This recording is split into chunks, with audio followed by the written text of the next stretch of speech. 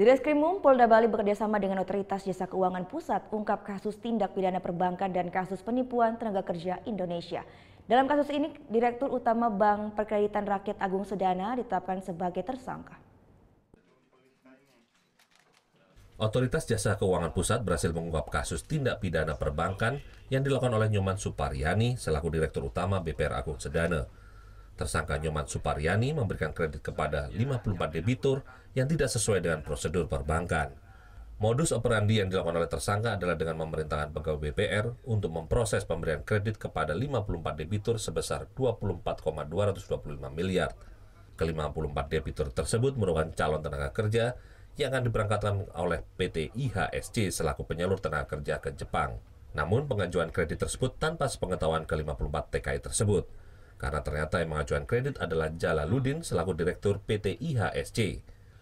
Jalaluddin selaku terlapor mengajukan kredit menggunakan jaminan sertifikat tanah milik calon tenaga kerjanya yang akan diberangkatkan.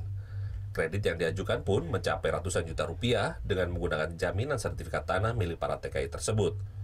PT IHSC sendiri memberikan kemudahan kepada calon TKI dengan cara mengajukan kredit ke BPR yang telah ditunjuk oleh PT IHSC yakni BPR Agung Sedana. Pada saat pengajuan kredit, para debitur tidak tahu, hanya dipinjam KTP untuk membuka rekening. Kemudian hal-hal yang tidak sesuai prosedur, yang pertama itu di markup gaji TKI. TKI itu digaji di Jepang 13 juta, tetapi di situ disebutkan 30 juta per orang. Kemudian hal berikutnya bahwa kredit itu bisa terbayarkan selama 15 tahun. Sedangkan TKI yang bekerja di sana hanya 3 tahun. Bagaimana bisa tertutupi? Saat ini OJK telah melimpahkan kasus ini ke Kejaksaan Negeri Denpasar dengan satu orang tersangka yakni Nyoman Suparyani selaku Direktur Utama BPR Agung Sedana. Sedangkan Polda Bali masih melakukan penyelidikan terhadap PT IHSC selaku penyalur tenaga kerja. Dan saat ini sudah ada 2 orang calon tenaga kerja yang melaporkan kasus ini ke Polda Bali. Mereka mengaku telah ditipu oleh PT IHSC. Sementara Direktur Utama PT IHSC saat ini masih berstatus sebagai terlapor.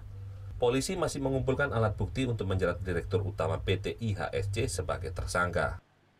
Surya Sanjaya melaporkan untuk NET. Oh yang beneran? Iya, oke. Tapi gue pernah. Nah, udah kan untuk beritanya? Jangan lupa di-subscribe, di-like, dan juga di-komen ya akun YouTube dari Net Bali. Terima kasih udah subscribe. Yang belum, jangan sampai lupa. Di sebelah sini nih.